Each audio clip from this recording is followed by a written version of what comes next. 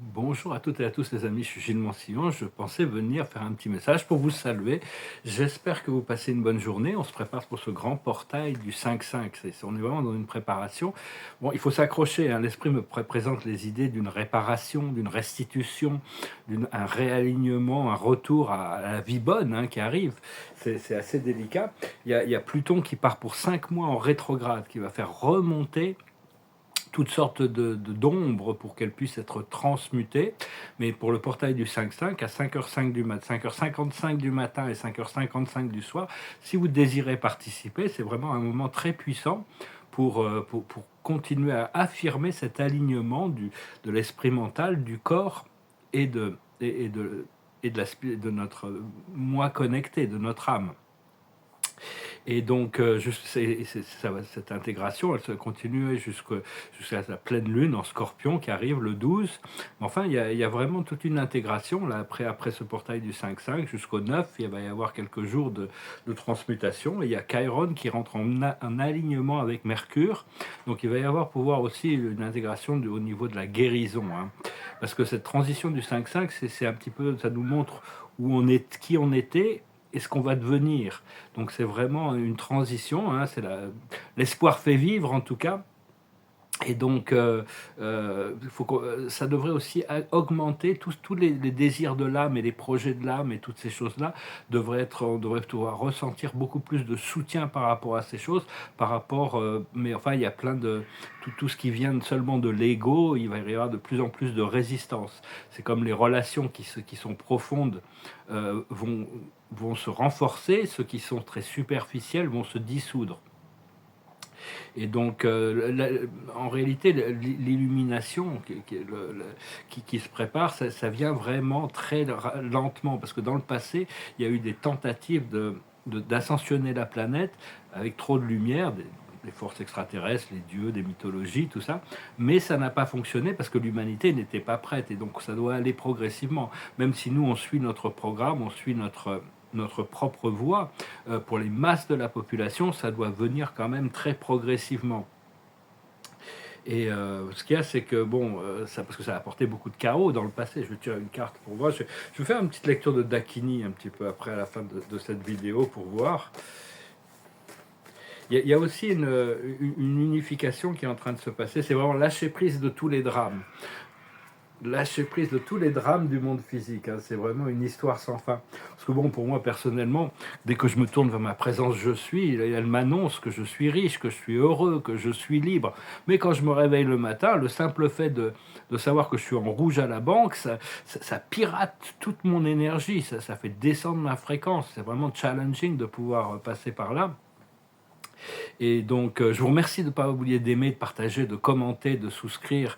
Je vous remercie infiniment pour vos dons. C'est vraiment ce qui me permet de survivre, hein. J'en ai vraiment encore besoin si vous pouvez. Et si vous voulez une consultation privée, vous pouvez m'envoyer un email. Il y a toute une, il y a toute aussi progressivement, il y a une dissolution des frontières, une dissolution, c'est-à-dire des unités. Parce que bon, comme disait Sénèque, je viens pas d'un coin du monde, je viens de toute la planète. Et donc c'est vraiment, petit à petit, il y a vraiment on doit pouvoir se reconnaître notre identité plutôt, c'est-à-dire que qui on est, moi je suis français ou je suis américain non, je suis un être de la Terre connecté au cosmos. Éventuellement on va pouvoir se reconnaître comme des êtres galactiques. Et donc comprendre que ce que l'on peut concevoir, on peut le créer. Ce que l'on pense, on le devient, et ce que l'on ressent, on le rend réel, hein. C'est important donc continuer à garder une direction stable sur ces choses, sur cette expansion. Mais enfin, la dissolution de l'identité nationale et de la conscience globale, ça ne veut pas dire dénier notre culture, hein. C'est pas du tout. Il y a une mémoire sociale consciente qui, même si on appartient à une famille globale, hein, on appartient à la famille de Dieu, à la famille humaine. Et éventuellement, quand on aura fusionné avec notre présence je suis, on pourra être reconnu. Pour le moment, on peut se reconnaître comme des citoyens, on peut se reconnaître comme des enfants de l'univers, mais après, une fois qu'on aura fusionné avec notre présence je suis, on pourra être reconnu comme des enfants de Dieu, et ça nous accorde toutes sortes de privilèges, hein. Mais enfin, on pouvait déjà le concevoir qu'on est déjà des enfants de Dieu, et que notre fusion est en train de se... On se rapproche de plus en plus, en plus on est soumis à cette présence intérieure. La vision que j'ai d'un monde planétaire, d'une société planétaire, c'est un peu contraire à la vision des globalistes, hein, le nouvel ordre mondial, tout ça, c'est pas la standardisation de la médiocrité sous une dominance d'une oligarchie. C'est vraiment chacun doit retrouver son pouvoir, et chaque culture a quelque chose de très important à apporter mon projet est vraiment basé sur l'enrichissement que chaque culture dans le monde a quelque chose à apporter à la conscience planétaire, hein. Donc c'est vraiment pas dénier sa culture, mais comprendre que bon, on rentre dans une réalité qui est unipolaire. Il y a toute une décentralisation, hein. La vie, elle est omnicentrique, elle est partout. Il y a pas un point qui doit contrôler tous les autres points, mais c'est vous ici maintenant. Donc c'est vraiment retourner ce centre de pouvoir. Et donc c'est pour intégrer de plus en plus des niveaux d'amour et d'unité.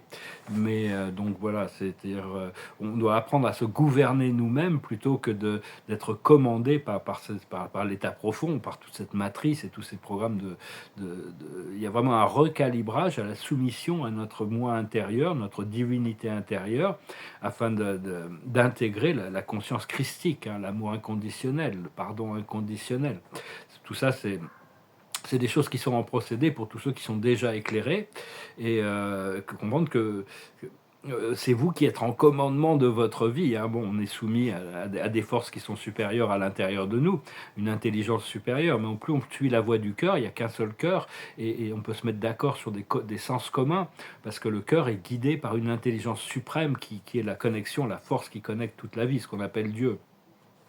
Cela dit, ça a besoin d'être équilibré par rapport au niveau de conscience des êtres, hein, donc c'est quelque chose qui vient progressivement. Mais enfin, le bon sens, le sens commun, le plus haut bien de tous, c'est des choses qu'on doit pouvoir ressentir, hein. On doit passer vraiment dans le ressenti et pas laisser l'ego de ce que l'on recherche, c'est la paix et l'harmonie, hein, avant tout, et ce qui nous amène à la joie, au partage, parce que la joie, au plus on la partage, au plus le bien-être, la qualité de vie. Parce que des fois, la diplomatie, ça demande certains compromis, mais on doit pouvoir trouver des terrains d'entente, hein, à travers l'intelligence. Il y a toujours des moyens plus intelligents de résoudre les conflits que la force, la brutalité et l'indifférence. Toutes ces séparations, il y a beaucoup de séparations qui sont en train, au niveau énergétique, qui sont en train de se résoudre au niveau politique. Et donc, il faut avoir confiance, et confiance dans la voix de l'âme et la voix du cœur, hein, l'intelligence suprême qui guide les choses depuis l'intérieur. Donc, comprendre aussi qu'il y a il y a beaucoup de contes fantômes, et toutes les élites sombres les contes fantômes sont fermés. On leur a pris leurs ressources mal acquises, et donc toute cette élite sombre est en train on est en train de leur enlever le pouvoir. Mais enfin bon, ils continuent à faire ce qu'ils font avec ces technologies qu'ils ont, comme le CERN ou les accélérateurs de particules, pour créer des interruptions d'électricité ou toutes ces choses. Quoi qu'il se passe, tournez-vous vers cette lumière intérieure et soyez en paix, pour savoir que ça fait partie d'un plan. Et parce que tout ça, c'est la lumière se sert de tous ces événements pour faire avancer le plan de Dieu, hein. Et la guerre, c'est au niveau énergétique, c'est une guerre du psyché, hein, c'est vraiment... Enfin, il y a tout un procédé de purification, et progressivement, toutes ces technologies sombres sont annulées, sont effacées. Comprendre que tout ce qui est matériel est transitoire, hein, éphémère. Enfin, c'est pas toujours facile de lâcher prise de toutes les limitations qu'on peut expériencer, dont on peut avoir l'expérience dans la vie. Personnellement, je continue à me connecter de plus en plus à une fréquence de lumière qui est une lumière diamant avec des reflets bleus. C'est une lumière... le créateur communique aussi avec moi, hein. La lumière diamant, c'est pas quelque chose qu'on peut partager, mais c'est une lumière très pure, très transparente, que l'on peut intégrer quand même. Vous pouvez appeler certains, il y a un maître ascensionné qui travaille dans cette fréquence, qui s'appelle Serapis Bey, ou la déesse de la pureté, pour partager ces visions. Et donc Donc c'est important d'essayer de faire ce que l'on peut pour toutes nos préoccupations mentales et nos préoccupations physiques, d'être abandonnées à notre divinité pour voir comment la divinité peut gérer ces choses, hein. C'est tout en sachant qu'elle est connectée à tout ce qui est. Et donc, et cette divinité est déjà dans l'abondance. Moi, je sais, à chaque fois que je me tourne vers ma divinité, on me dit ouais, on va s'occuper de toi, et puis on va t'installer, on va faire toutes ces choses. Mais bon, en attendant, il faut se gérer. Bon, après ça, c'est à moi de lâcher prise de l'idée que je dois me nourrir ou que je dois gérer les choses du quotidien, d'être au-dessus de ces choses. C'est pas toujours évident. Mais, euh, mais enfin, bon, l'esprit me parlait aussi d'une potentielle évacuation.